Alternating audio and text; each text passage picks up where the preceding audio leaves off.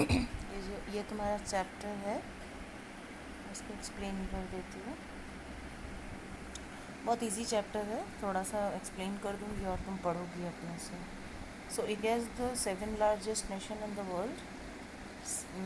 It's also the world's largest democracy और seventh largest nation है ये वर्ल्ड के अंदर, ठीक है। और ये सबसे बड़ा डेमोक्रेसी है, इससे बड़ा डेमोक्रेसी और इंडिया में कहीं भी मतलब पूरे वर्ल्ड में कहीं पर भी नहीं है। डेमोक्रेसी क्या मतलब हुआ?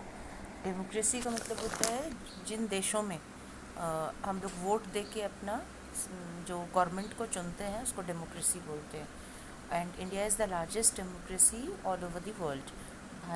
भारत से के जैसा बड़ा ऐसा देश कहीं नहीं है जहाँ पर हम लोग वोट दे के अपना गवर्नमेंट को चुनते हैं।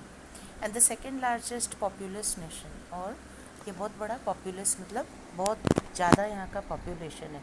तो after China, China is the first populace nation, और चाइना के बाद भारत जो है सेकेंड नंबर पे आता है जिसका पॉपुलेशन बहुत ही बड़ा है। दो India accounts for only 2.4% of world surface area, it support 16.9% of the world population.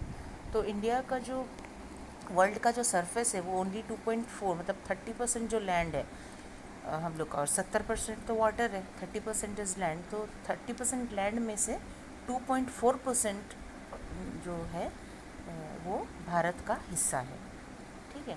और लेकिन पूरे वर्ल्ड का जो 6 बिलियन या उससे अब तो ज़्यादा हो गया, 6 बिलियन से जो ज़्यादा पॉपुलेशन है उसका 16.9% सिर्फ भारत में रहती है। उसकी पॉपुलेशन 6 बिलियन पॉपुलेशन का 16.9% सिर्फ इंडिया के अंदर रहती है।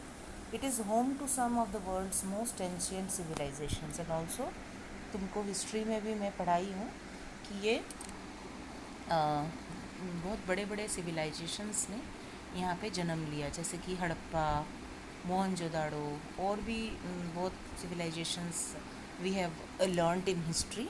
तो बहुत बड़ा बड़ा सिविलाइजेशंस भारत में जन्म लिया है।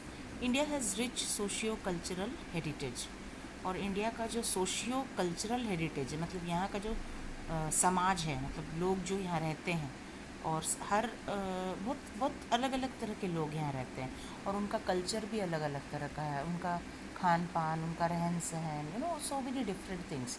मतलब their life style is so different and people are so different from each other, but even then वो एक देश के अंदर में रहते हैं, अपना अपना चीज़ को फॉलो करते हैं, लेकिन एक देश के अंदर रहते हैं। तो लेकिन बहुत मतलब बहुत पुराना है, और एक विरासत इनका जो है बहुत ही पुराना है।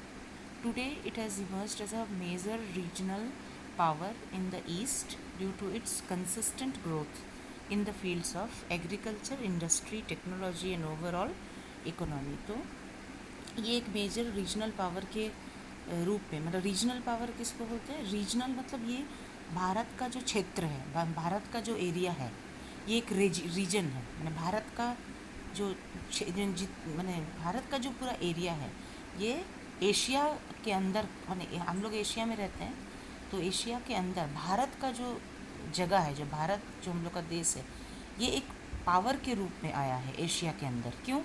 क्योंकि रिसेंटली हम लोग का एग्रीकल्चर के अंदर, इंडस्ट्री के अंदर, टेक्नोलॉजी और इकोनॉमी के अंदर हम लोगों ने बहुत इम्प्रूवमेंट किया है, बहुत तरक्की की है। इसलिए भारत का जो रीजन है, भारत का जो एरिया है, ये एशिया के अंदर बहुत ही उभर कर आया है, मतलब बहुत ही हाईलाइट हुआ है, मैंने सब लोगों ने इसकी बहुत तारीफ़ की है। India is endowed with rich resources and biodiversity, और इंडिया जो है वो इंडोर्ड मतलब इंडिया के पास है बहुत रिच रिसोर्सेज। रिसोर्सेज मतलब जानते हैं, जहाँ इन चीज़ों को जिनको हम अपने यूज़ के लिए इस्तेमाल कर सकें। और बायोडाइवर्सिटी मतलब डिफरेंट तरह के जानवर, डिफरेंट तरह के पेड़ पौधे यहाँ पर होते हैं, ठीक है। तो ये इंडिया इन सब चीज़ों के लिए बहुत ही पॉपुलर है। तो इधर आते हैं, हाँ।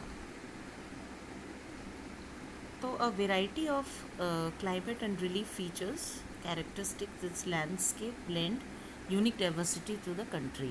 और यहाँ पर वैरायटी ऑफ क्लाइमेट होते हैं, बहुत तरह के क्लाइमेट होते हैं, जानते हैं हम। गर्मी है, कभी बरसात है, कभी ठंडा है, और दूसरे देशों में इतना नहीं है जितना यहाँ क्लाइमेट है। खैर ये तो सीज़न है, क्लाइमेट हमको पता ही है कि 30 ईयर्स का एक वेदर रिकॉर्ड लिया जाता है और उसका एवरेज वेदर जैसा रहता है उसको क्लाइमेट बोलते हैं। तो डिफरेंट जगह में डिफरेंट क्लाइमेट्स होता है। और रिलीफ फीचर्स भी बहुत सारे हैं यहाँ पे नदी है, कहीं पहाड़ है, कहीं कैसा लैंडस्केप है, कहीं प्लेटू है, ये भी बहुत तरह के हैं यहाँ पे। तो ये सब चीज़ें सब कुछ मिल के भारत को एक इतनी डाइवर्सिटी के अंदर भी एक यूनिकनेस देता है हमारी कंट्री को।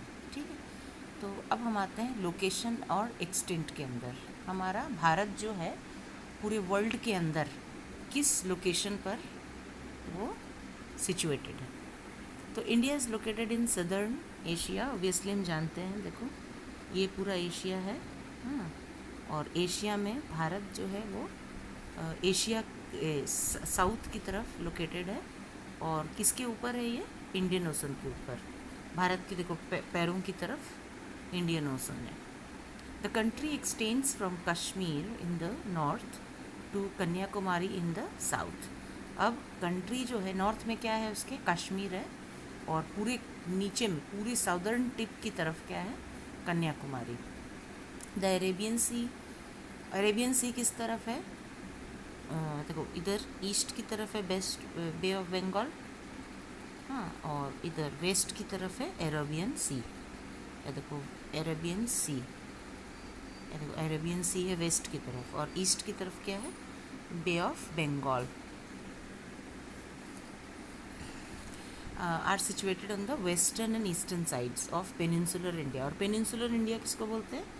ये जो ऐसा ट्रायंगल की तरह शेप है नीचे में भारत का, उसको हम पेनिनसुला बोलते हैं, और इसलिए उस एरिया को पेनिनसुलर इंडिया कहा जाता है। If you study the map, if you will notice that India has an advantageous location with reference to world's major sea routes and air roots.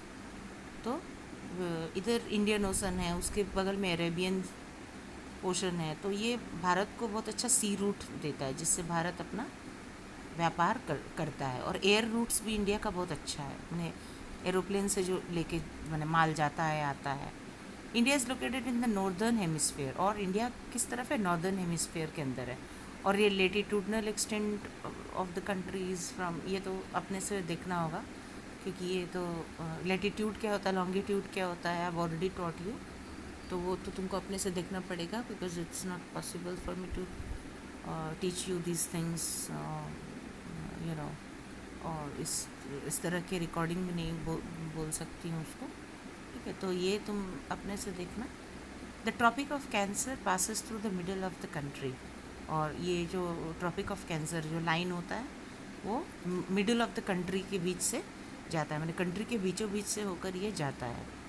पता ना tropic of cancer, tropic of capricorn, क्या क्या है उधर में, linings वगैरह सब होता है, वो सब कंट्री के बीच में से जाता है ट्रॉपिक ऑफ कैंसर, ठीक है। The north south extent of the country measures about 3200 kilometre.